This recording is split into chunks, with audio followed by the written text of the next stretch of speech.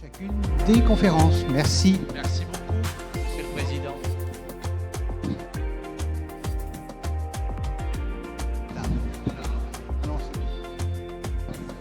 Bien. Très chères sœurs, très chers frères, chers amis, je pense que tu peux aller. Cette conférence s'intitule « Chaos économique, crise armée, la franc-maçonnerie est-elle dépassée et a-t-elle son mot à dire ?» Elle est animée par Alain Juillet, je vais vous en parler dans quelques instants. Donc après les mystères de la franc-maçonnerie, les énigmes du destin de notre monde.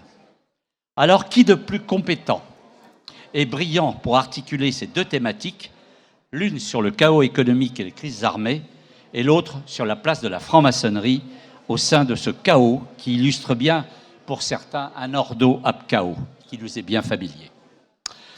En effet, Alain Juillet est un ancien haut fonctionnaire, directeur du renseignement de la DGSE et haut responsable chargé de l'intelligence économique au secrétariat général de la Défense, franc-maçon au sein de l'obédience de l'Alliance, dite la CLAMF, dont il fut le premier grand maître. Alors après un survol indispensable de la compréhension des grands enjeux nationaux et internationaux, Alain Juillet s'interroge et nous questionne. La franc-maçonnerie dans son ensemble possède-t-elle les leviers d'action sur le monde politique, sur le monde économique et plus intimement sur les consciences? La franc-maçonnerie a-t-elle toujours été fidèle à ses principes? Ne les a-t-elle pas galvaudés, oubliés, trahis? A-t-elle bien communiqué? Ne s'est-elle pas trop séparée de la société civile? Sommes-nous encore audibles comme mobilisateurs de conscience? Et enfin, comment élargir éventuellement nos sphères d'influence? Alors, quoi qu'il en soit, et malgré, il faut le reconnaître, une certaine impuissance, nous sommes de ceux qui pensent comme notre regretté Edgar Morin, qui disait « La vie est pour moi merveilleuse et horrible ». Et je crois que c'est le sentiment poétique de l'émerveillement qui m'aide à me révolter contre l'horrible, ou du moins à le supporter. Alain Juillet va nous aider à mieux comprendre ces bouleversements du monde en rapport avec le rôle de la franc-maçonnerie, comme peut-être une dualité conciliable. Mon cher Alain. Merci et bonjour à toutes et à tous. Vous m'entendez là? Bon, c'est bon. Donc moi, je vais vous parler d'un thème qui est un peu particulier parce qu'on va aborder la géopolitique, on va aborder les implications sociétales, on va aborder bien sûr aussi la franc-maçonnerie. Mélanger tout ça, c'est pas très facile. Ça correspond pas toujours à la vision des obédiences, mais peu m'importe. Moi là, j'ai travaillé. Ce que je vais vous dire, c'est un peu le résultat d'une réflexion, mais aussi d'une inquiétude, comme vous allez le comprendre. Alors, ce qu'il faut bien voir au départ, c'est qu'on vient de vivre, on a vécu, à partir de 1945, un dualisme entre l'empire du bien et l'empire du mal. C'était Star Wars, avec d'un côté les Américains, de l'autre côté les Soviétiques. Et puis, depuis les années 90, on a eu 30 ans de mondialisation, soi-disant heureuse, inventée par les Occidentaux, et dans laquelle le résultat final, il est très clair. D'un côté, les pauvres deviennent plus pauvres et les riches plus riches. Donc, on peut se poser quelques questions. Mais tout ça, ça a fait basculer, en définitive, dans un autre monde, et c'est ça qui est en train de se passer depuis moins de 10 ans, mais c'est fondamental parce que c'est la suite de l'histoire que nous allons tous vivre. On est en train de basculer dans un développement mondial qui s'appuie sur les pays en émergence, les grands pays en émergence, le Brésil, la Russie, l'Inde, la Chine, l'Afrique du Sud, l'Éthiopie, l'Égypte et ainsi de suite, les Émirats et d'autres, l'Iran et d'autres, et puis la montée des empires avec l'affrontement maintenant réel et clair entre les Chinois et les Américains. Alors, nous sommes en train de passer en réalité du libre-échange qui était cher à l'Union européenne aux accords bilatéraux dans lesquels il y a toujours une partie de protectionnisme. Donc c'est exactement à l'opposé de ce qu'on voulait avant. Et ce bouleversement, qui fait suite en gros à 500 ans de domination occidentale, crée des conflits. Il crée des conflits exactement comme en géographie. Vous avez des frottements, il y a des éruptions, il y a des tremblements de terre lorsque les plaques tectoniques se touchent l'une et l'autre. Eh bien, c'est exactement ce qui est en train de se passer. Donc, on assiste dans le monde entier à des conflits, à des éruptions, à beaucoup de problèmes qui viennent de ça, de ce choc, en définitive, entre des mondes qui sont en train de changer et de se bouger. Et ces changements, je dirais, fondamentaux, eh bien sûr, aboutissent à des changements très importants, vont aboutir à des changements fondamentaux dans les organisations et dans les rapports internationaux. Alors, ce qui est clair, c'est que les pays les plus importants, les États-Unis, bien entendu, mais là, vous le voyez tous les jours, la Chine, il ne faut pas l'oublier, elle est aussi importante, même plus actuellement que les États-Unis, la Russie, qui joue un rôle moindre, mais qui est un rôle important également. Tous ces gens-là veulent redéfinir l'ordre international fondé sur le droit, avec ses règles et ses usages. Et à la place, qu'est-ce qu'ils veulent mettre? C'est ça qui est important. Eh bien, ils veulent privilégier la puissance, on oublie le droit, on privilégie la puissance qui a ses propres règles et qui impose une vision morale qui n'a rien à voir avec la nôtre. On est dans les rapports de force. Alors, quand on regarde comment ça se passe, eh bien, ces pays, pour imposer leur vision, leurs objectifs, ces pays pratiquent ce qu'on appelle la guerre hybride, c'est-à-dire que n'est plus la guerre militaire simplement, mais la guerre économique, sociale, d'influence dans tous les domaines. Ça va depuis les films, en passant par les campagnes d'influence des ONG, en passant par les guerres, en passant par les attaques économiques, et Dieu sait s'il y en a actuellement.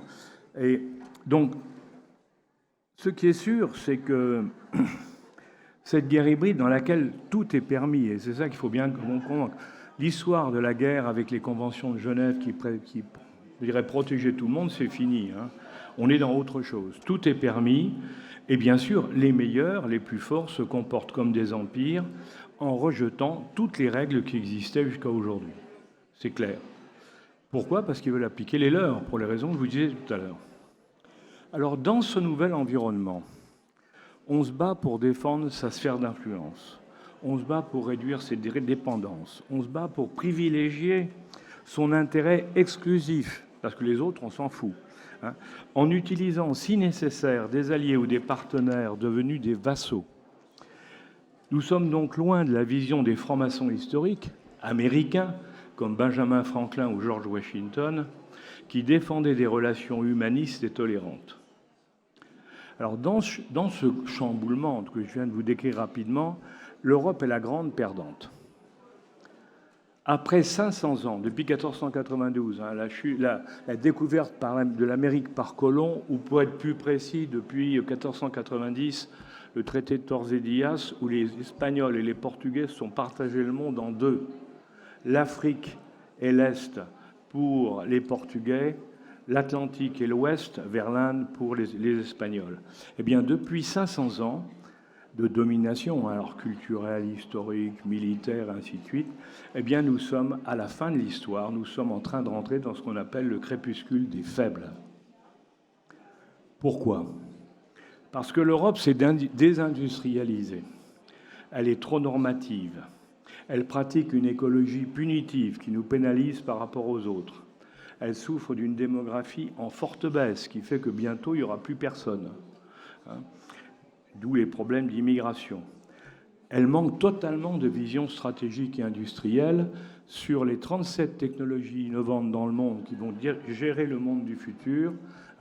Vous en avez 27 qui sont actuellement des technologies maîtrisées par les Chinois, et dans 10 d'entre elles, ils sont leaders, 7 par les Américains et 3 par les Européens. C'est vous dire qu'on est mal parti.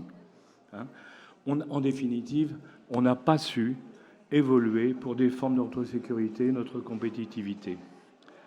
De plus, la faiblesse militaire, on la voit maintenant, et le manque d'unité des pays européens l'empêchent de bénéficier d'un rapport de puissance, et je vous en parlais tout à l'heure, qui lui permette de défendre réellement ses positions par rapport aux autres. C'est pourquoi dans les conflits, que ce soit en Europe du Nord, en Ukraine ou au Moyen-Orient ou ailleurs, nous jouons le rôle de supplétif. Nous n'avons pas la capacité militaire de défendre nos valeurs, nous subissons les décisions des puissants, et comme la seule morale est celle de leurs intérêts, eh bien évidemment, on n'est pas gagnant dans cette affaire. Alors ce suivisme obligé, si vous voulez, le fait que nous sommes obligés de les suivre, on n'a pas le choix, nous amène à renier au niveau national nos valeurs de défense de la liberté, de la fraternité et de la tolérance. C'est ainsi que nous abandonnons les Kurdes et les chrétiens d'Orient à leur triste sort, après les avoir utilisés pour chasser un dictateur dont on ne voulait plus. C'est ainsi que nous baissons les yeux face au sanglant conflit africain, comme à la frontière de la République démocratique du Congo, dans lequel la misère des uns est confrontée à la sauvagerie des autres. Ce n'est pas étonnant. Chez nous comme ailleurs, l'égoïsme, l'individualisme et le cynisme sont les nouvelles références d'un monde qui ose se prétendre humaniste alors qu'il est devenu sans foi ni loi. Oubliant le passé, niant l'avenir, nous vivons dans l'instant, pour l'instant, et chacun pour soi. Alors évidemment, ça nous amène à nous poser des questions.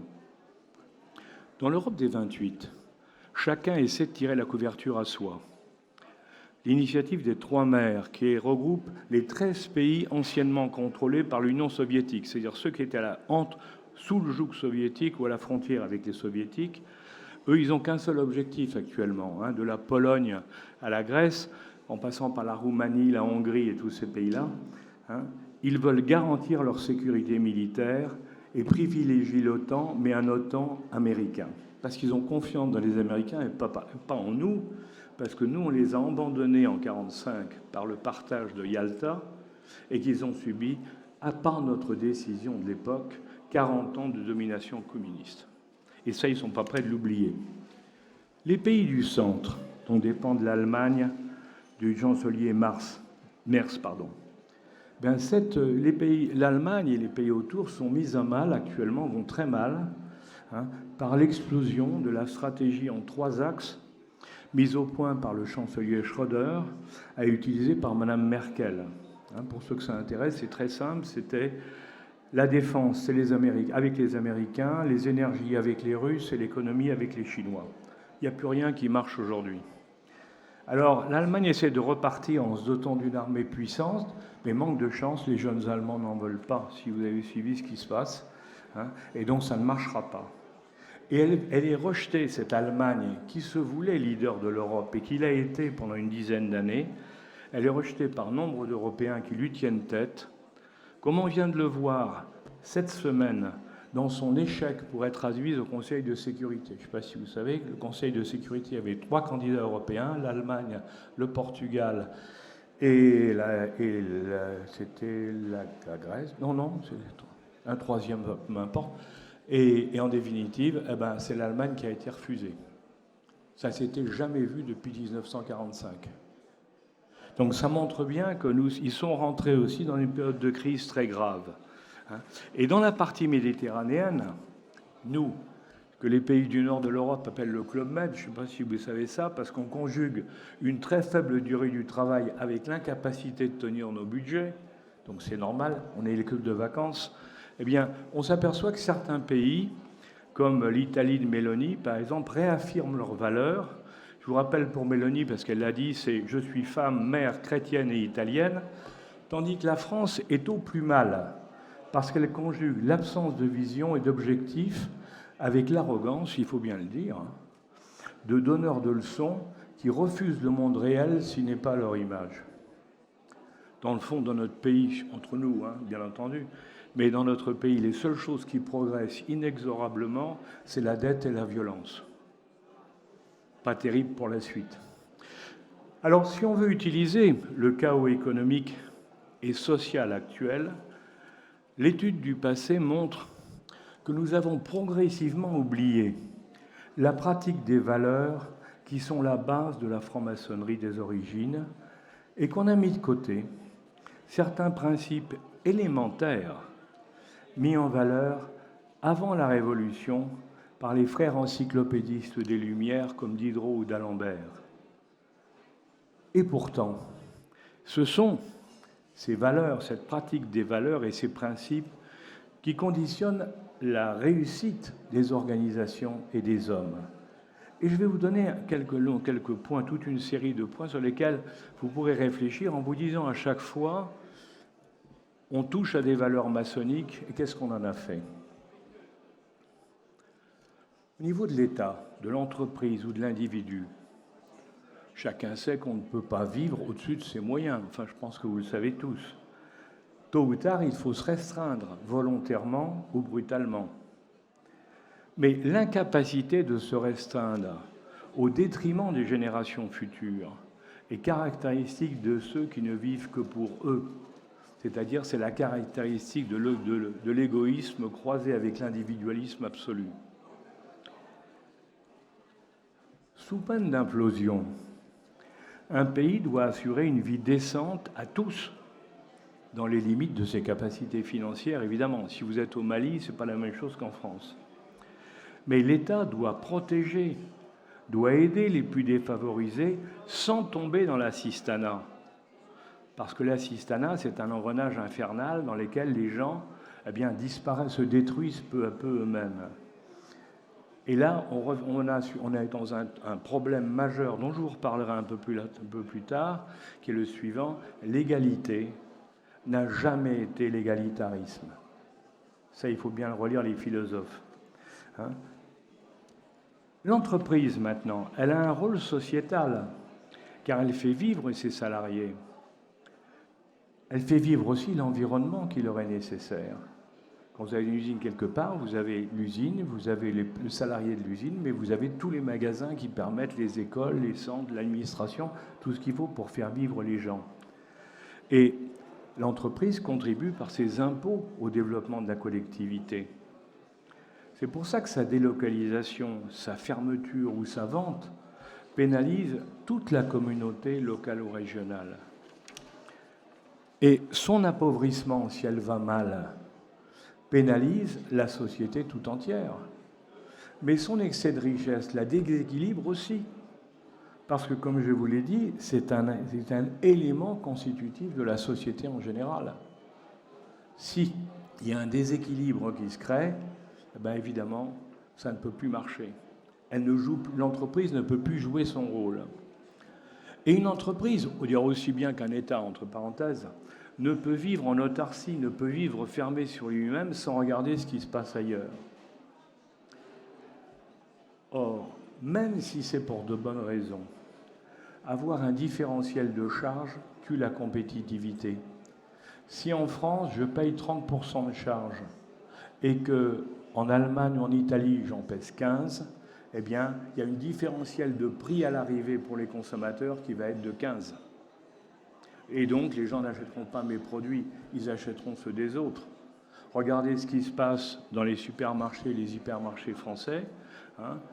Les gens, comme ils ont de moins en moins d'argent, ils achètent des produits qui ne sont peut-être pas les meilleurs, mais ils achètent ceux qu'ils peuvent acheter avec leurs moyens. Donc, il faut prendre conscience de ça, parce que le différentiel de charge, je vous disais, tue la compétitivité. Mais avant, il faut bien le dire, on arrivait à compenser partiellement nos impôts très élevés, parce que nos impôts chez nous ont un rôle social important et sociétal important. On arrivait à le compenser par une électricité moins chère. Or là, qu'est-ce qui vient de se passer depuis quelques années? Comme on a pris comme référence pour l'électricité le prix du gaz européen et non pas le nucléaire, on ne peut plus, les entreprises ne peuvent plus contrebalancer par l'économie sur l'énergie l'excédent de taxes qu'ils subissent. Et c'est pour ça que l'industrie française et nos entreprises sont en train de couler par rapport aux autres dans le monde et en Europe. Alors, c'est des choses qu'il faut... Là aussi, en définitive, c'est du réalisme, si vous voulez. Et ce que je suis en train de vous dire par là, c'est que le franc-maçon, il rêve, il a des idées, il a des valeurs, mais il est aussi réaliste, parce que s'il n'est pas réaliste, il ne peut pas s'en sortir, et il ne peut pas arriver à progresser. Donc on voit bien que nous avons perdu dans notre société ce réalisme nécessaire. Et alors, si je ajoute à ça que la création de valeur qui a été inventée dans les années 90 exclusivement pour l'actionnaire, est la fin d'une règle implicite des 3 tiers qui devait faire fonctionner les entreprises. Il y avait 1 tiers pour l'investissement, 1 tiers pour le personnel et 1 tiers pour l'actionnaire. Or, qu'est-ce qui se passe? Eh bien, le fait que cette règle a été abandonnée en disant tout est pour l'actionnaire et rien pour le reste, eh bien, on pénalise la recherche, on pénalise le développement, on pénalise la modernisation de l'entreprise dans le moyen et long terme pour récompenser exclusivement la finance. Alors, je sais que ça peut paraître choquant à certains, mais c'est une réalité. Et bien sûr, cela hypothèque, ça pour moi c'est beaucoup plus grave que ce que je viens de vous dire, cela hypothèque l'avenir de l'entreprise et brise le lien entre l'entreprise elle-même et ceux qui y travaillent, qui trouvent qu'il y a une injustice totale, puisqu'il y en a en haut, il y a beaucoup d'argent et le reste on n'en a pas. Là encore, l'égalité n'est pas l'égalitarisme, mais l'égalité c'est aussi une égalité de traitement. La mondialisation a donné le pouvoir, c'est vrai, il faut reconnaître, à des financiers internationaux pour qui la seule référence est le retour sur investissement. Je viens de vous le dire pour les entreprises, mais c'est valable dans tous les domaines du monde financier. Ça veut dire quoi? Ça veut dire qu'on a abandonné le rôle social de l'entreprise et qu'on préfère le profit immédiat au développement à moyen et long terme qui traite de la richesse et de l'emploi pour la collectivité. C'est un système infernal puisque ça tue en réalité notre avenir. Et il faut en être conscient. Et c'est une raison pour laquelle on a tant de difficultés aujourd'hui dans le monde occidental. Parce que dans les pays en développement, c'est pas du tout comme ça. Ça marche comme ça marchait avant chez nous. Alors dans la mondialisation, dans cette mondialisation heureuse dont je vous parlais tout à l'heure, l'argent ne ruisselle plus sur l'ensemble de la société parce qu'il est monopolisé par l'État et les plus riches, au détriment de tous les autres qui s'appauvrissent. C'est ce que je vous disais tout à l'heure. Alors, l'État, qu'est-ce qu'il fait? Il surtaxe pour payer ses dettes et pour financer un budget qui devient de plus en plus incontrôlé. Vous voyez ce qui se passe aujourd'hui en France, mais il n'y a pas qu'en France. Mais chez nous, c'est gratiné. Tous les jours qui passent, notre déficit augmente. Et au cas où vous ne le sauriez pas, en 2029, on sera à 100 milliards d'intérêts de la dette que nous devons payer. 100 milliards, c'est plus que n'importe quel des budgets de ministères et de charges qui existent en France. C'est vous dire que ça pose un vrai problème. Et les grandes fortunes, elles aussi, là on le voit, elles utilisent toutes les méthodes pour investir là où c'est le plus rentable. Donc si nous, on augmente nos charges, nos taxes et autres, il est évident qu'on est moins rentable. Et bien sûr, on voit partir tous les gens qui pourraient investir chez nous. Alors certes, j'ai vu récemment qu'il y avait Choose France qui avait annoncé qu'il y avait de gros investissements en France. Méfiez-vous, c'est une banque qui fait un gros investissement. Et la banque, on sait comment marche le fonctionnement d'une banque. Donc il faut arrêter de raconter un peu n'importe quoi. Je voudrais, pour continuer, mais j'ai presque fini ma litanie, je dirais, mais avant de vous donner aussi d'autres points de vue, bien sûr, pour vous faire réfléchir. Quand les élites monopolisent le pouvoir et les moyens, il faut savoir que dans l'histoire du monde, ça s'est toujours terminé par une révolution plus ou moins violente quand elles deviennent défaillantes. Ça veut dire que chez nous, il faut faire attention parce qu'il faut bien regarder justement qu'on ne passe pas ces fameuses limites qui peuvent faire la bascule. Et le problème, c'est que nous connaissons, depuis notre révolution, la Révolution française, ou les révolutions communistes, on sait que ce processus se termine toujours, après une période de chaos, par une dictature qui impose un ordre très dur, avant de sombrer dans une autre révolution génératrice de chaos. C'est-à-dire que si vous voulez, il y a un phénomène il y a la défaillance des structures, il y a le chaos, une dictature, le chaos, et à ce moment-là, un autre système qui est plus ou moins bon. Mais dans tous les cas, la liberté s'arrête où commence celle des autres. Ça, on l'apprend en maçonnerie dès les premiers jours. Ce n'est plus vrai aujourd'hui chez nous. Car au nom d'un intérêt général imposé par certains dans tous les pays d'Europe ou pratiquement, elle est diminuée tous les jours par des normes sociétales ou des diktats idéologiques. Et c'est vrai qu'on en arrive à atteindre l'absurde. Je vous en donner 2 exemples récents, c'est de cette semaine. Je ne sais pas si vous le savez, que Bruxelles vient d'imposer aux constructeurs automobiles de placer des caméras dans les voitures pour surveiller la conduite du conducteur. C'est-à-dire qu'on va avoir dans 2 ans, dans nos voitures, des caméras qui vont regarder pour voir si on conduit vraiment bien, si on tourne la tête, si on parle et autres. C'est ça la liberté? Alors on vous dit, ah, mais non, mais c'est pour la sécurité. Ah oui, mais liberté que de crimes en commun en ton nom, disaient certains que vous connaissez bien. Et pour vous montrer, c'est encore plus absurde. Comme on est tous impressionnés par ce qui se passe en Ukraine, vous savez qu'en Ukraine, maintenant, ce qui est en train de changer, d'ailleurs, la technique de la guerre au niveau de l'infanterie, on a ce qu'on appelle les drones kamikazes. Les drones kamikazes, c'est des tout petits drones avec une grenade qui surveillent avec leur œil, ils regardent, et puis dès qu'ils voient quelqu'un, ils balancent la grenade sur la personne et ils la tuent. Alors c'est très désagréable, et c'est beaucoup plus efficace que tous les tirs de fusil ou de mitraillette qu'on faisait dans le passé. Alors, tout le monde veut faire des drones kamikazes, et la France a dit, bon, on va faire des drones kamikazes comme les autres. Ah oui, mais est-ce que vous savez que les drones kamikazes qui vont être construits en France selon les normes qui viennent d'être fixées, c'est donc ces engins qui vont exploser quelques minutes après être partis, eh bien ils doivent répondre à des normes environnementales de préservation de l'environnement. Ah oui. On est fou, on est complètement fou. Mais ça montre bien qu'on a complètement perdu le sens des réalités.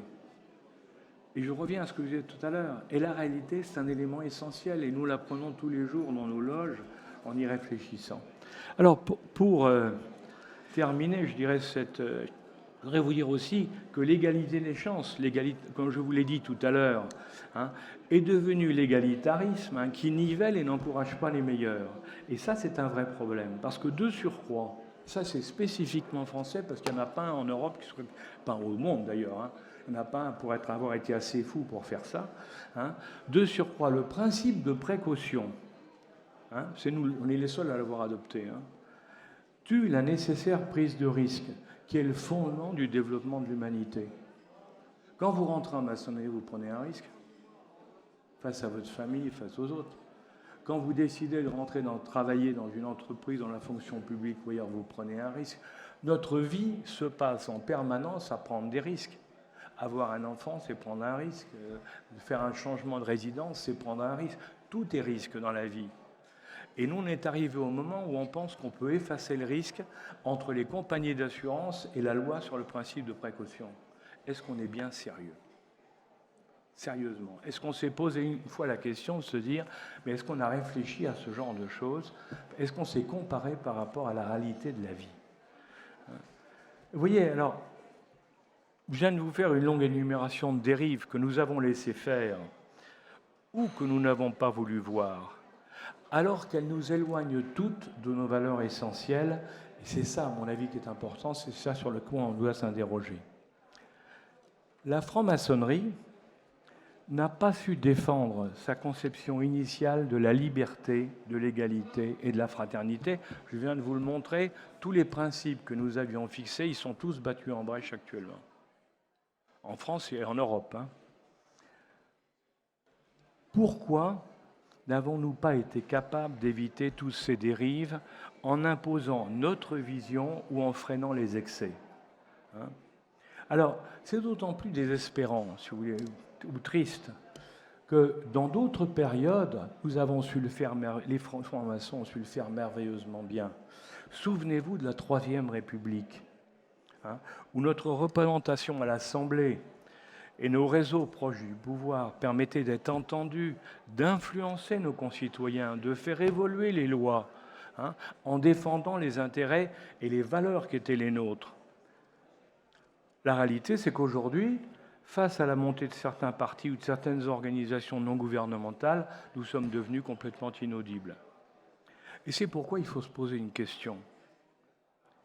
Avons-nous oublié, nous les francs-maçons, ou avons-nous abandonné nos fondamentaux? Et on en a un bon exemple avec la pratique de la laïcité, qui est, entre parenthèses, totalement incomprise en dehors du territoire européen. Quand vous parlez de la laïcité dans les pays arabes ou dans les pays asiatiques, ils ne comprennent pas. À l'origine, il faut se souvenir de l'origine. À l'origine, c'est une victoire de la franc-maçonnerie qui voulait garantir la neutralité religieuse dans l'espace public, tout en laissant la liberté à chacun dans le cadre personnel. C'est ça la laïcité, c'est la définition exacte qui a été donnée et qu'on retrouve aussi bien chez Louise Michel que chez Olympe et les autres. Donc si vous voulez, c'est chez les hommes et les femmes qui ont vraiment marqué l'histoire, toutes disent la même chose. Et donc ce n'est pas le refus des religions. Alors je vous dis ça parce que quand je vois certaines déclarations par rapport à l'islam, par rapport à la chrétienté ou à autre, je me dis, mais on a complètement oublié les bases. On a dérivé tranquillement et maintenant on se retrouve devant un mur. Mais le mur, c'est nous qui l'avons construit, en oubliant la base. Et à ce stade, je voudrais vous rappeler les premières constitutions d'Anderson en 1723. Parce que qu'est-ce qu'elles disent ? Les premières, pas les secondes que tout le monde utilise. On parle toujours des constitutions d'Anderson, on oublie les premières, on parle de celles publiées 5 ans plus tard. Et qu'est-ce qu'elles disent ? Elles disent « L'homme doit croire en Dieu et ne peut être athée ». Et comme par hasard, c'est ce que disent également saint Thomas d'Aquin dans la Somme, vous savez, cet énorme bouquin de 1000 pages qu'il a écrit, mais également, on le retrouve dans le Coran. C'est une des sourates du Coran. Donc, déjà, vous voyez, à l'époque, donc, il y avait cette vision. Et vous allez voir pourquoi je vous en parle. Plus tard, la Grande Loge d'Angleterre va supprimer la référence à la chrétienté. Pourquoi ? Je l'avais dit à un salon maçonnique à Paris, il y a quelques années, où j'étais avec Roger Dachèze. On avait discuté, on avait dialogué là-dessus. Elle va donc, la Grande Loge d'Angleterre va supprimer la référence à la chrétienté pour rendre la franc-maçonnerie universelle, en pouvant l'utiliser dans tout le Commonwealth, c'est-à-dire toutes les colonies anglaises, pour détecter, sélectionner, former et contrôler les autochtones de valeur dont on allait faire les dirigeants des pays. C'est ça qui s'est passé. Et si je suis méchant, mais là on ne va pas rentrer là-dedans, on n'a pas le temps, mais sinon je vous raconterai que les Anglais s'étaient inspirés de Napoléon, parce que Napoléon, dont on a dit qu'il était franc-maçon, mais ça n'a jamais été prouvé, par contre il avait 18 maréchaux d'Empire sur une trentaine qui étaient francs-maçons. Il avait mis Murat, puis son frère, à la tête du Grand Orient de France. Et les Anglais qui avaient vu ça, ils avaient dit, mais c'est très astucieux, dans le fond, si on place... on ouvre ça, l'État contrôle la franc-maçonnerie, comme font les Français, ça nous permet d'avoir un vivier pour repérer des gens de valeur. Et les Anglais, ils ont vu ça, ils disaient, c'est ce qu'on va appliquer au niveau du Commonwealth. Et nous, d'ailleurs, les Français, entre parenthèses, pour ceux que ça amuse, après la Deuxième Guerre mondiale, De Gaulle, qui avait parfaitement vu comment ça marchait, il n'était pas franc-maçon, il les aimait pas beaucoup, mais il les connaissait. Et qu'est-ce qu'il a fait ? Il a dit à Jacques Foccart, tu vas faire le même système que les Anglais en Afrique, et c'est pour ça qu'on a monté les réseaux africains de franc-maçonnerie, où tous les chefs d'État africains étaient francs-maçons, et les grandes loges d'Afrique, c'était tous les ministres. Parce qu'on avait pu repérer par les loges les gens de valeur dans ces pays-là, et on en a fait les chefs de ces États. Alors après, on ne comprend plus pourquoi on a coupé les liens avec l'Afrique, mais c'est qu'on n'a pas compris. En coupant complètement les liens, on n'a pas compris qu'au-delà des liens financiers, techniques et autres, il y avait des liens par les valeurs, qu'on avait su leur apporter, mais qui, évidemment, après, sont partis avec la rupture des relations maçonniques. Alors, tout ça, c'est intéressant, parce que, en France, la suppression utilisée par certains, cette suppression cette création de la laïcité, a été utilisée par certains pour rejeter totalement toutes les religions. Alors ça nous a valu l'excommunication de l'Église, ça nous a valu la condamnation des imams musulmans. C'est clair, ça n'a pas plu à tout le monde. Mais en réalité, cette interprétation déviante de la laïcité dont je vous parlais au départ, de la définition d'origine, crée de multiples problèmes aujourd'hui dans une société française où le phénomène religieux a pris de l'ampleur avec la montée de l'islamisme, avec la montée de l'antisémitisme, avec la montée aussi des chrétiens. Donc on voit que ça bouge dans tous les sens, on ne sait pas y répondre, et moi j'ai tendance à dire, toujours parce que je suis franc-maçon et je me réfère aux francs-maçons, il est temps de retrouver nos origines parce qu'on a la clé de la réponse. Il est maintenant certain que l'affirmation originelle de l'universalité maçonnique, pour des raisons essentiellement coloniales, est fausse. Nos idées et nos valeurs sont issues de notre culture et de notre histoire. Elles ont été imposées par la force à des peuples qui ont subi notre domination pendant des périodes plus ou moins longues. Alors certes, certaines valeurs sont les mêmes que celles qu'avaient ces populations sur leur tradition et leur culture. Alors là, ce sont des valeurs effectivement qui vont bien. Mais les autres, elles ne sont pas universelles du tout. Hein. Et j'ajouterais que nous avons eu, en définitive, l'arrogance de croire qu'elles étaient universelles alors qu'elles n'étaient qu'occidentales, parce que pendant 500 ans, on a dominé le monde. Et qu'il est temps de se poser des questions. Et pour s'en convaincre, il suffit de constater que la franc-maçonnerie est incapable, aujourd'hui, incapable de s'implanter en Asie. Nous n'avons que quelques loges en Asie d'expatriés. Pourquoi? Parce que la philosophie bouddhiste et l'hindouisme apportent des réponses considérées comme meilleures par les locaux. À part ceux qui sont venus en loge parce qu'ils pensaient que ça pouvait les servir dans leur carrière. On revient à ce que je vous disais tout à l'heure. La hiérarchie, l'interprétation et le choix des valeurs ne sont pas les mêmes dans le monde occidental et ailleurs.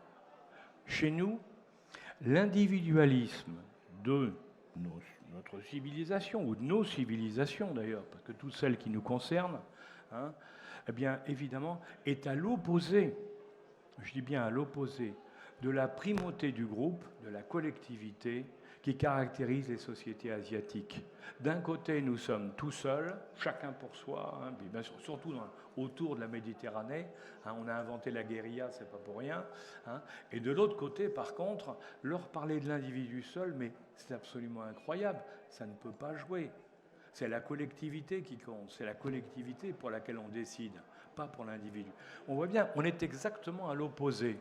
Et entre parenthèses, c'est au niveau des empires une des différences majeures entre les Chinois et les Américains. Parce que les Américains, ils ont l'instant et les moyens, l'individu dans l'instant avec de gros moyens. Le Chinois, de l'autre côté, il a le temps, il a la collectivité, donc, et il a peu de moyens, mais avec le temps et la collectivité, il gagne. C'est exactement l'opposé. Et pour aller plus loin dans cette explication, pour ça peut vous réfléchissez à ça parce que c'est très intéressant. Les Occidentaux, on joue aux échecs. Dans les échecs, on tue le roi adverse, on tue la reine, on tue le roi, on tue tout le monde. C'est notre méthode. Bon, chez les Chinois, on joue au jeu de Go. Je ne sais pas si vous savez comment on joue au jeu de Go, mais c'est très simple. On dirait un jeu de dames. Et le but du jeu, c'est d'encercler l'adversaire pour le faire travailler pour vous. On ne tue jamais l'adversaire. On lui dit, maintenant, tu es avec nous et tu vas bosser pour nous. C'est toute la différence entre l'Empire américain et l'Empire chinois. Si vous avez compris ça, vous comprenez 90% de ce qui se passe aujourd'hui. Et comme me disait un ami chinois l'autre jour, on préparait une émission ensemble, il m'a dit, tu sais, la grande force que nous avons par rapport à vous, c'est que vous avez peut-être inventé la montre, mais nous, on a le temps. Alors, c'est sûr que on ne trouve pas, la franc-maçonnerie aujourd'hui, on ne la trouve pas en dehors de l'Europe, de l'Amérique du Nord ou de nos anciennes colonies. C'est vrai, vous pouvez vérifier. Alors vous allez me dire, il y a l'Afrique. L'Afrique, c'est d'anciennes colonies. Mais là où ça devient intéressant, et il faut y réfléchir aussi, parce qu'on n'en parle pas assez en franc-maçonnerie. Aux États-Unis, comme en Afrique, on est en train d'assister à la montée d'une grande loge exclusivement composée de gens de couleur, qui revendiquent des valeurs spécifiques identitaires et qui s'appelle Prince Hall. Tous ceux qui ont été aux États-Unis, tous ceux qui vont en Afrique la connaissent. Ils sont en train de cartonner partout. Ça veut dire que leurs valeurs ne sont pas exactement les mêmes que nous. Eh oui, leur culture n'est pas la même. On revient à tout ce que je viens de vous dire avant. Et ça, c'est un exemple sur lequel il faut méditer, parce que si les Afro-Américains ont réussi à lancer Prince Hall et sont en train de se développer dans dans la partie où ils étaient avant, de leurs origines, eh bien, ça doit nous faire méditer parce que ça veut dire qu'en définitive, ils ont peut-être découvert un certain nombre de clés sur lesquelles nous devrions méditer. Alors, je vous ai déjà parlé de beaucoup de choses, mais je voudrais continuer par la tolérance. Tout le monde connaît la tolérance, évidemment, c'est une base chez nous, hein, une de plus, qui permet d'écouter l'autre sans adhérer à ses idées. Hein. Vous constatez quand même, comme moi, je pense, qu'elle a été remplacée par le sectarisme dogmatique de la pensée convenue, que certains appellent la pensée unique, hein, qui vous donne juridiquement tort parce que vous êtes politiquement minoritaire. Cette phrase, entre parenthèses, c'est pas de moi, c'est d'André Léniel, il y a 45 ans, président, qui était à Vendôme, qui était maire de Vendôme. Hein. Ça montre bien, donc, il faut qu'on se pose de vraies questions. Mais malheureusement, les valeurs d'humilité, les valeurs de charité chères à la franc-maçonnerie sont battues en brèche par la montée de l'individualisme et de l'égoïsme qui sont encouragés par la vie moderne et leur maintenant en plus par la numérisation de la société, qui va aussi, on n'est qu'au début du changement. Hein. On a connu les débuts de la numérisation, vous allez voir avec l'intelligence artificielle et ses développements. Et dans ce cadre, il est fascinant de voir comment nous sommes inexistants au niveau des maçons, comment nous avons été, nous sommes inexistants dans le débat sur la fin de vie assistée. Vous avez tous vu qu'on parle de la fin de vie assistée au Sénat, à l'Assemblée, ailleurs. Hein. Et je dois dire que ce qui est en plus paradoxal, cette fois-ci j'en suis sûr, parce que j'ai été concerné, c'est que les politiques de tous bords regrettent que la franc-maçonnerie ne se soit pas impliquée. Parce qu'ils pensaient, dans leur innocence de politique, enfin, si on peut dire innocence et politique, c'est un gros mot, mais enfin bon. Hein, mais ils pensaient sérieusement que la franc-maçonnerie allait prendre position et que ça leur permettrait de discuter au Sénat ou à l'Assemblée d'une bonne manière. Pas du tout. On n'a rien dit. C'est quand même terrible. Hein. La mort et la renaissance sont quand même au cœur de notre démarche. Donc nous avons des messages à faire passer là-dessus quand même. S'il y en a qui sont habilités pour en parler, c'est nous. Les médecins, d'accord, mais nous aussi. Hein.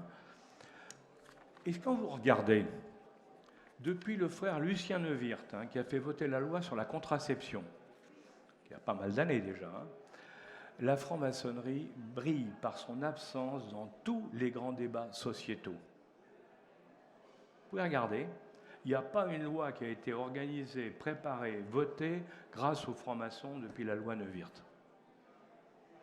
Ça pose problème, ça veut dire qu'on n'a plus aucune influence. Et pour ceux qui s'en souviennent, la descente dans la rue, c'est extraordinaire, c'était la seule fois. La descente dans la rue des obédiences pour Charlie Hebdo. Vous vous souvenez de l'attentat de Charlie Hebdo? Toutes les obédiences maçonniques sont allées en disant cette fois-ci, là on ne peut pas ne pas réagir. Eh bien, cette descente avait apporté l'espérance de prise de position courageuse de la franc-maçonnerie sur l'islamisme, parce que ça concernait directement l'islamisme, ses conséquences, ses dictates. Comme nous avions su le faire dans le temps, il y a plus de 100 ans, pour contrer l'influence exagérée des églises. Parce qu'il ne faut pas l'oublier, la loi sur après la loi Combes, quand on a commencé à se battre, si vous voulez, pour se protéger contre effectivement l'influence trop forte des catholiques, et des protestants d'ailleurs aussi, on était bel et bien dans la même démarche. Mais on a su le faire il y a 100 ans, on est incapable de le faire aujourd'hui. Pauvre franc-maçonnerie. En réalité, les pressions idéologiques de tous bords ont réduit à néant l'espérance et ont ouvert la porte à d'autres dérives. C'est ça qu'il faut regarder. C'est triste, mais c'est comme ça. Nous n'avons pas su proposer une alternative et convaincre de la qualité de notre réponse face à l'attractivité des paradis artificiels qui détruisent notre société et commencent à perturber nos loges, parce que ça arrive dans nos loges régulièrement maintenant. Et pourtant, le travail de perfectionnement et la quête de sens occupent l'esprit et l'encouragent à ne pas se laisser prendre par cette négation de la grandeur de l'homme qui l'amène à se détruire sans combat par les plaisirs fugitifs de l'éphémère. Eh oui. Alors, dans le même état d'esprit, nous souffrons également de nous être abandonnés au pacifisme ambiant et aux idéologies manichéistes qui, dans tous les conflits, hein, au nord, au sud, à l'est, à l'ouest, hein, ensanglantent le monde, mais dans lesquels nous sommes toujours du même côté parce que nous ne pensons pas. On oublie complètement, alors que nous le savons en loge, quand il y a le dialogue en loge, c'est bien pour ça. Pour négocier, il faut être deux et savoir écouter l'autre. Rien n'est blanc ou noir. Ça, nous l'apprenons tous. Tout est gris. Le drame, c'est que je vous dis ça, tout le monde est d'accord, mais qu'on voit qu'au niveau des conflits, nous sommes incapables de les régler parce qu'on est dans des visions manichéistes où tout est blanc ou tout est noir. Je suis d'un côté, je suis de l'autre. Et si je suis de l'autre, je ne parle pas à l'autre. Eh bien non. Quand on veut régler un problème, il faut avoir le courage de se confronter. Et de se confronter au niveau du débat d'idées. Hein. Alors ben là, on ne peut pas dire que c'est terrible.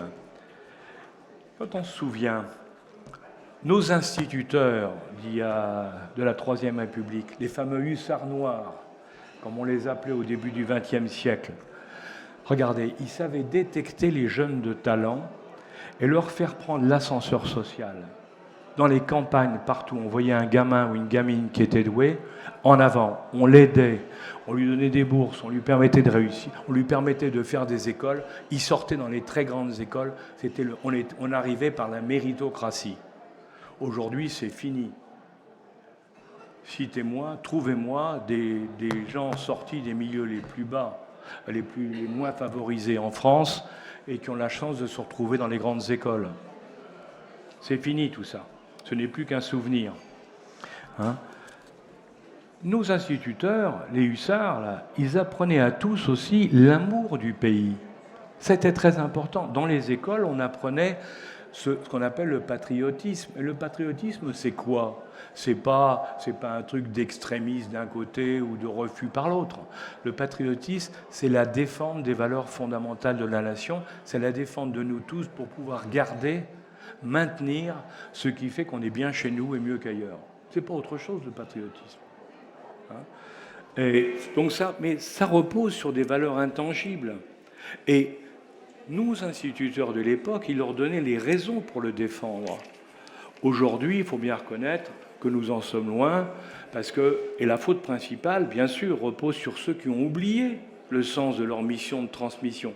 Parce que c'est une transmission. Et là encore, on revient à la maçonnerie. Nous savons tous que si les frères et les sœurs plus expérimentés ne nous donnent pas la main pour nous accompagner sur le chemin, eh ben, c'est beaucoup plus difficile. Donc, ce devoir de transmission, c'est un devoir qui est général au niveau de la société française. Et vous remarquerez que c'est pas terrible aujourd'hui, c'est plutôt du chacun pour soi. Et pourtant, nombre de ceux qui sont chargés de transmettre sont dans nos obédiences. Hein ? Et ils peuvent y trouver les clés pour ne pas subir, pour transmettre ce qui est essentiel, pour que chacun puisse devenir, quelle que soit son origine, un citoyen digne de ce nom. Mais c'est trop facile de dire « Ah ben c'est eux qui n'ont pas fait leur boulot ».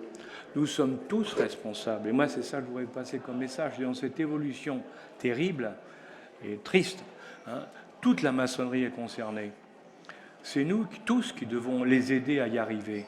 C'est un devoir collectif et c'est une nécessité pour obtenir un futur meilleur pour notre pays dans lequel nous vivons tous, nous et ceux qui vont nous succéder.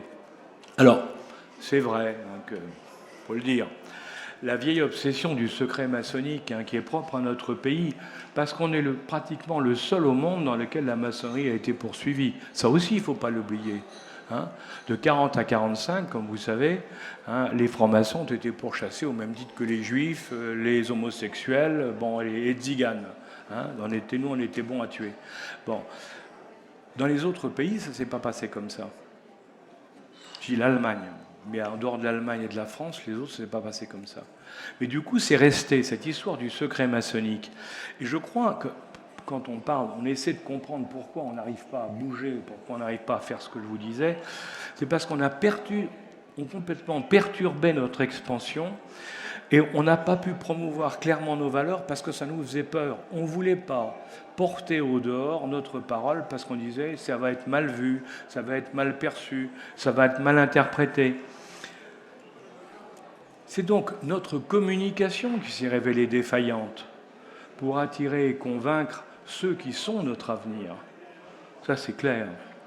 Alors, nos porte-paroles, bien sûr qu'ils sont trop peu nombreux. On a quelques personnalités qu'on voit apparaître sur les écrans de télévision, qui écrivent des articles et qui sont souvent très bien.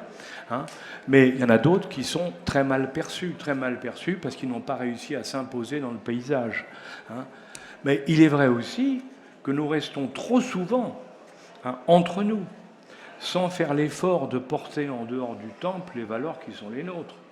On se retrouve, et c'est super sympa dans le temple, on se retrouve entre amis, c'est entre le lion, c'est le Rotary, on mange moins bien. Dans les agapes, c'est pas terrible par rapport aux deux autres, mais c'est quand même sympa, on revoit les copains et les copines, la vie est belle. Et c'est pas ça la maçonnerie. Si c'est ça, il faut être dans un club. La maçonnerie, c'est pour porter un certain nombre de valeurs, les défendre et en être les ambassadeurs. Alors, les nombreux livres en plus, nombreuses. Alors écoutez, on est ici au salon du livre maçonnique. Moi, je me marre en vous disant secret maçonnique. Alors, je suis rentré, je regarde.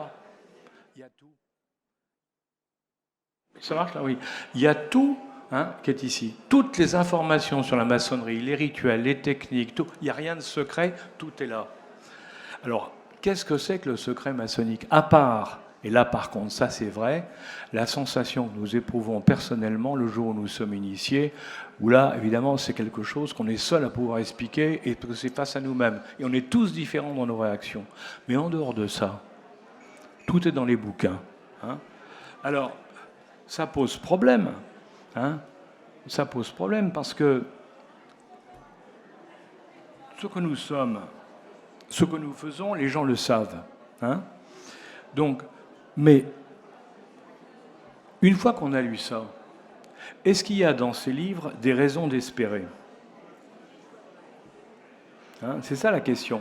Est-ce qu'il y a dans ce livre quelque chose qui nous dit, si on pratique la maçonnerie, on aura un avenir meilleur à titre personnel et pour la collectivité dans laquelle nous sommes? C'est beaucoup. Vous pouvez regarder, il n'y en a pas beaucoup. On est une fois de plus dans la technique. Comme en France, on parle toujours de technique et de budget, on ne parle pas du reste. Là, c'est pareil, on est dans la technique. Et la technique, ce n'est pas suffisante. Il faut, loin de parler de technique, il faut qu'on parle vision. Il faut qu'on parle humanisme. Souvenez-vous, il faut qu'on retrouve ça, qu'on parle de l'humanisme, de la vision, de la spiritualité, sous ses différentes formes. Il faut qu'on arrête de rester dans l'exégèse de l'histoire ou de la technique. Parce que c'est pas excitant, et ça n'apporte pas grand-chose, à part pour les experts qui veulent comprendre comment ça marche, mais ça ne vous apporte rien sur le fond, sur ces fameuses valeurs dont je vous parle depuis tout à l'heure, ces valeurs qui sont essentielles, que les gens ont oubliées, que nos sociétés ont oubliées, et qu'il faut absolument qu'on leur remette entre les mains. Alors, à l'heure où la vidéoconférence remplace les réunions de travail ou les formations sur Internet, se substitue aux cours, où l'IA permet de faire des planches formidables. Déjà, on avait avant des banques de planches sur Internet, mais alors maintenant avec l'IA, vous dites votre thème, vous appuyez sur le bouton, vous dites 6 pages, et puis voilà, et puis ça marche. Bon, ça marche avec un problème, c'est que vous ne savez rien. Si on vous interroge sur votre texte, vous êtes incapable de l'expliquer puisque vous ne l'avez pas fait. Appuyer sur le bouton ne remplace pas la pratique et la recherche de la connaissance, ça c'est clair. Encore faut-il qu'on l'explique. Parce que quand on doit plancher dans une loge et qu'on arrive à avoir un truc où même le vénérable ou la vénérable est bluffé en disant là vraiment bravo, quel travail, quelle culture, évidemment, c'est parfait. C'est parfait, mais alors si maintenant on dit maintenant on va faire la tournée des questions, là c'est beaucoup plus difficile. Alors, il faut bien voir, il faut se poser la question de l'avenir de la franc-maçonnerie, de son mode, ça je viens de le faire beaucoup, sur comment la faire évoluer, mais aussi se poser les questions sur les méthodes que nous utilisons. Le mode de transmission verbale, par exemple, est-ce qu'il est totalement adapté à la réalité d'aujourd'hui? Est-ce qu'il ne va pas falloir évoluer? C'est des questions. Les tenues, les réunions, il y a beaucoup de choses sur lesquelles il va falloir réfléchir. Je n'ai pas la solution, moi je ne suis pas plus intelligent que les autres, je n'ai pas la solution, mais je dis il faut déjà se poser les questions. Et comme disait le philosophe grec, se poser la question, c'est déjà avoir fait un grand pas vers la résolution de la question et avoir trouvé sa solution. Alors, dans le fond, les pratiques actuelles, est-ce qu'elles vont permettre de continuer nos approches traditionnelles ou faut-il repenser l'instruction des jeunes, des néophytes, des profanes ou des jeunes maçons? Vous voyez, là, c'est des questions à se poser. On ne peut pas y échapper. C'est trop facile de dire non, on ne veut pas voir. C'est pas vrai. Hein. À l'évidence, il va falloir évoluer dans les moyens et procédures que nous utilisons si nous voulons attirer les jeunes générations. Alors vous savez, en France, on s'en sort pas si mal que ça. Hein. Quand je vois les obédiences, mes copains, des autres obédiences, hein, ils me disent on a perdu 5%, 10%, on a des difficultés par-ci, par-ça, on remonte. Bon, en gros, on arrive à peu près à étaler. Hein, bon. Mais il faut regarder les autres, il faut pas regarder que soi. L'Angleterre, elle a perdu 1 million de francs-maçons en 10 ans. Les États-Unis, 4 millions de francs-maçons en 10 ans. Alors posez-vous des questions. Alors aux États-Unis, c'est vrai, la franc-maçonnerie, on ne parlait plus de spiritualité, on ne parlait plus de rien. On finançait les maisons de retraite hein, et on se retrouvait pour boire un coup de vin à la sortie des tenues. Ou on faisait en général un spectacle, puisqu'on passe les degrés avec des spectacles aux États-Unis. Hein. Ça ne marche plus, parce que les gens, ils ne viennent pas pour ça. Et nous, il faut faire attention, parce que certes, on tient encore, mais si on n'y prend pas garde et si on ne se remet pas en cause, ça va nous arriver aussi. Avec l'aide des outils numériques, sans cesse améliorés, avec cette intelligence artificielle dont je vous parlais, notre société évolue à une vitesse incroyable. Nos modes de vie et nos pratiques n'ont plus rien à voir avec celles de nos pères. Et nous ne sommes qu'au début du changement. Ça, c'est clair. Les 20 prochaines années vont être un bouleversement total. Et face à ce bouleversement, il ne faut pas confondre la tradition et l'immobilisme. Ou du moins, l'un ne doit pas être la raison pour ne rien faire. Face à ce bouleversement, il faut que nous ne voulons pas faire partie des victimes de cette évolution. Nous devons impérativement nous adapter, nous les francs-maçons, en veillant à préserver nos fondamentaux, dont je vous ai parlé longuement dans ce travail, et aussi la richesse intérieure de notre fraternité. Parce que la richesse intérieure d'une obédience, c'est quelque chose de formidable et qu'on ne trouve pas dans la société moderne, où chacun va de son côté. Hein. Au pays d'Astérix, lorsqu'on est toujours on part dans tous les sens, hein, en laissant le chef au milieu, certes glorieux, tout seul sur son bouclier, mais tout seul, eh bien, il faut changer ça. Hein, il faut profiter de cette capacité que nous avons de nous réunir ensemble, d'être ensemble, de créer cet égrégore qui nous donne la force pour ensuite porter la bonne parole. Alors, est-ce à dire tout ça que si on ne bouge pas, c'est que la franc-maçonnerie est dépassée? Alors personnellement, je voudrais quand même vous donner une lueur d'espoir, parce qu'après tout ce que je vous ai dit, il ne faut pas non plus exagérer. Hein. Moi, je voudrais vous dire que je suis convaincu que la maçonnerie n'est pas dépassée. La réponse, elle est non. Parce que la progression sur le chemin initiatique reste une valeur sûre. L'amélioration de soi-même grâce aux techniques, à l'approche, aux méthodes de la franc-maçonnerie et avec l'aide de tous les autres qui sont autour, dans le cadre de cette fraternité et cette tolérance extraordinaire, c'est quand même... Ça, on le trouve nulle part ailleurs. Donc, on doit continuer. On peut se battre là-dessus. Et nos rituels et nos pratiques doivent continuer à nous améliorer. Et continueront à nous améliorer, en dépit de cet environnement extérieur très mouvant dont je viens de vous parler. Mais doit-on s'en satisfaire? Bien sûr que non. Aujourd'hui, des groupes de pression de tous ordres monopolisent la parole et influencent nos concitoyens vers des solutions mercantilistes, financières ou idéologiques.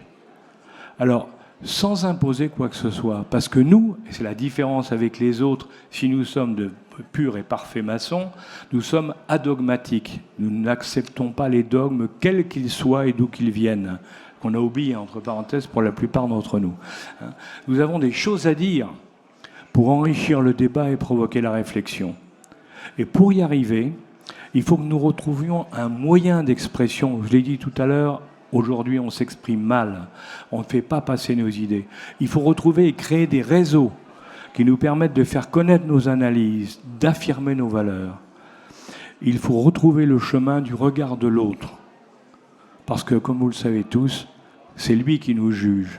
Ce n'est pas nous qui pouvons être nos juges, c'est l'autre qui nous voit. Et c'est dans ses yeux qu'on peut savoir ce qu'on est réellement, et non pas ce qu'on croit être ou ce qu'on voudrait paraître. Alors, comme vous voudrez, et comme vous l'avez compris, je pense qu'il faut réagir et retrouver la force de la parole perdue pour qu'on reconnaisse à leur sagesse, et ça vous le savez tous, les vrais enfants de la lumière. Merci. Merci Alain. Merci pour ce... Tu vas rester parce qu'il va y avoir des questions auxquelles tu vas pouvoir répondre. Peut-être auxquelles nous allons pouvoir répondre. Alors après, quand même, cet exposé qui est quand même assez sombre, avec des lumières à la fin, certes, mais si on pouvait articuler, si on osait articuler la conférence précédente avec la tienne, on pourrait dire presque de façon pessimiste, mais le destin de notre monde, il n'y a plus de mystère. On sait où il va. Eh bien non. Ben non, c'est ce qui fait que nous sommes forts, que nous avons des lumières. Alors, ça pose des questionnements. Sommes-nous finalement assez nombreux? Parce que la solution, ça serait ça. Il faudrait multiplier par 10 000 ou 100 000 peut-être le nombre de francs-maçons. Mais y a-t-il un seul message? Y a-t-il une seule message d'une seule maçonnerie? C'est aussi un autre problème.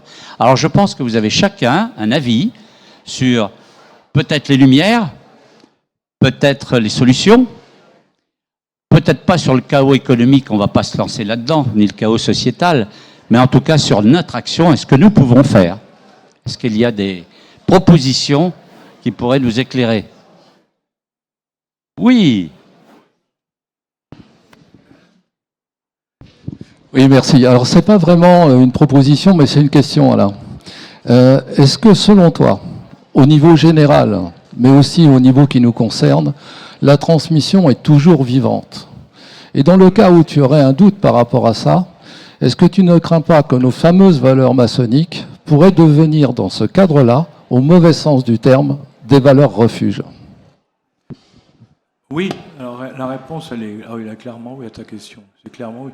Je crois, effectivement, le danger, c'est le fait que devant cette évolution du monde très rapide et l'absence de réponse que nous pouvons apporter, on se referme sur nous-mêmes en vivant en autarcie. Hein, on dit la maçonnerie c'est formidable, alors on est entre nous, on ne parle qu'entre nous, c'est parfait, hein, et on vit sur nos valeurs. Seulement le problème c'est que un groupe qui n'est pas en mouvement est un groupe qui disparaît tôt ou tard. C'est le mouvement qui crée la vie, il ne faut jamais l'oublier, hein, depuis toujours, hein, depuis le Big Bang et même avant. Hein, la vie n'existe qu'à partir du moment où il y a un mouvement. Si on se replie et qu'il n'y a plus de mouvement, c'est la fin. Ça prendra un certain temps, mais c'est la fin. Et oui, c'est pour ça que je crois qu'il faut aller porter la parole à l'extérieur, qu'il faut se battre vers l'extérieur. Et par rapport à ce qu'a dit mon introducteur, et merci, hein, je suis convaincu, moi, que on peut le faire. Les obédiences, en définitive, c'est quoi? Nous sommes tous pareils, nous nous retrouvons tous sur l'essentiel. Après, ce sont les chemins.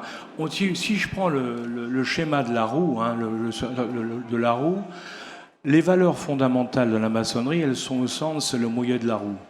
Et nous sommes, les obédiences, nous sommes des rayons qui vont du cercle de la roue vers le centre. Chacune va exactement au même endroit, avec des différences, parce que chacune représente une adaptation par rapport à une partie de ceux que ça intéresse. Nous sommes tous différents, nous avons des cultures différentes, des approches différentes, des sensibilités différentes, et c'est pour ça que les obédiences sont différentes. Mais ça ne veut pas dire que si les obédiences sont différentes, l'essentiel, le fond, le centre, le moyeu, lui, le moteur immobile d'Aristote, pour citer les philosophes, eh bien celui-là, ça, il ne change pas. Et c'est ça qui est essentiel, et c'est là-dessus qu'il faut qu'on se batte et qu'on défende. Après, chacun peut avoir ses approches. Mais il faut rappeler à tout le monde ce qu'est la base. Et cette base-là, je pense qu'elle est valable pour nous, bien sûr. Mais nous, nos pères, nos mères, ceux qui ont inventé, qui ont conçu la maçonnerie, qui l'ont construite, ceux-là, ils avaient déterminé que c'était des valeurs essentielles. Mais maintenant, nous, il faut qu'on ait la capacité d'adapter, de faire comprendre ces valeurs essentielles en les transcrivant en langage d'aujourd'hui. Parce qu'un des problèmes que nous avons, c'est que nos arguments sont plutôt jugés comme passéistes, alors que ce n'est pas du tout ça. Au contraire, c'est une vision d'avenir, puisque c'est une société meilleure dans laquelle tout le monde va mieux. Merci Alain. Une autre.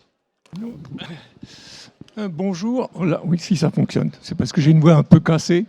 Donc, on parlait de clés. Et à l'heure actuelle, ce qui se passe, c'est que je pense que certains ont changé les serrures. Alors, est-ce que la franc-maçonnerie est prête à évoluer vers de nouveaux outils et devenir des serruriers pour ouvrir ces fameuses serrures qui viennent d'être fermées? Oui, c'est pourquoi je milite. Hein. Je dis, quand on est devant un mur, hein, eh ben, il faut voir comment on peut contourner le mur. Hein. On peut passer par-dessous, par au-dessus ou par le côté en allant jusqu'au bout, où là, il n'y a plus de mur. À nous de trouver à chaque fois les réponses, mais par contre, il est indispensable qu'il faut qu'on passe ces barrières ou ces serrures actuelles pour aller plus loin, parce que c'est comme ça qu'on pourra aller à la rencontre de ceux auxquels on apportera quelque chose et qui verront que même on leur apportera beaucoup parce qu'on leur donne un sens à la vie qu'ils n'ont pas aujourd'hui. Et qu'ils cherchent, hein, parce que beaucoup de jeunes, on voit les sondages, on voit bien les jeunes cherchent aujourd'hui des raisons d'espérer, hein, parce que nous sommes dans des pays dans lesquels l'absence de vision politique, hein, fait que, comme il n'y a plus d'objectifs, il n'y a plus de dynamique, mais surtout il n'y a plus d'espérance. Parce que l'espérance, elle vient du fait qu'on s'est fixé un objectif et qu'on espère l'atteindre. C'est ça l'espérance. Hein, si on enlève la vision du futur, si on enlève les objectifs, il n'y a plus d'espérance, il n'y a plus rien. On vit dans l'instant. Et c'est la société moderne. Or, on voit que la jeune génération est en train de changer, tant mieux, hein, parce qu'elle se rend compte qu'il faut qu'on lui donne des objectifs à long terme. Et là, nous avons un rôle à jouer en leur donnant justement une vision d'une vie différente, d'une vie meilleure, en adoptant un certain nombre de valeurs fondamentales que nous connaissons, mais que eux, pour la plupart, ne connaissent pas parce que personne ne leur a jamais parlé. Philippe. Oui, bonjour. Oui. Vous m'avez déprimé, en fait. Je rigole, parce qu'en fait, vous avez donné dans la conclusion des pistes d'amélioration et de continuité. Si je ne me trompe pas, vous avez été grand maître d'une grande obédience française. Donc je voulais savoir, le constat, j'imagine que vous l'aviez déjà fait avant. Est-ce que vous avez mis en place au sein de votre obédience des structures, des cercles, en tout cas des moyens pour aller vers ce que vous nous donnez dans votre conclusion? Et si oui, est-ce que ça a marché ou est-ce que ça n'a pas marché? Après tout, on fait avec les hommes qu'on a. Je crois que normalement, je dirais l'immense majorité des grands maîtres, quand ils sont nommés à la tête d'une obédience, leur objectif, c'est de faire marcher l'obédience, de la relancer, de la développer, de s'appuyer sur les fondamentaux. Donc oui, je l'ai fait comme les autres. Que j'ai réussi? Certainement pas. Certainement pas, parce que personne n'a réussi. On ne peut réussir que dans la durée. Or, les mandats de grands maîtres sont courts. Hein, c'est la grande différence entre les Américains et les Chinois. L'Américain, il a des mandats de 5 ans. Le Chinois, il est là pour 30 ans. Moi, je peux vous dire qui gagne. C'est toujours le Chinois. Alors, ça ne veut pas dire qu'il faut des grands maîtres pour 30 ans. Mais ça veut dire qu'il faut qu'on ait une continuité. C'est ça qui est important dans une obédience. Chez chacun avec nos valeurs et l'approche que l'on fait de ces valeurs, le traitement de ces valeurs propres à l'obédience, il faut qu'on ait la continuité et qu'on travaille sur la continuité. Alors après, il y a un deuxième volet, mais qui est récent. C'est ce que je vous ai essayé de vous dire, c'est que la société française a totalement, comme la société européenne ou mondiale, hein, est en train de changer à toute vitesse depuis une dizaine d'années. Hein. Bon, quand vous pensez qu'en 2000, on n'avait pas de téléphone portable. On n'avait pas de téléphone portable. Moi, je me souviens, en 1999, j'avais un téléphone portable. J'étais patron d'entreprise.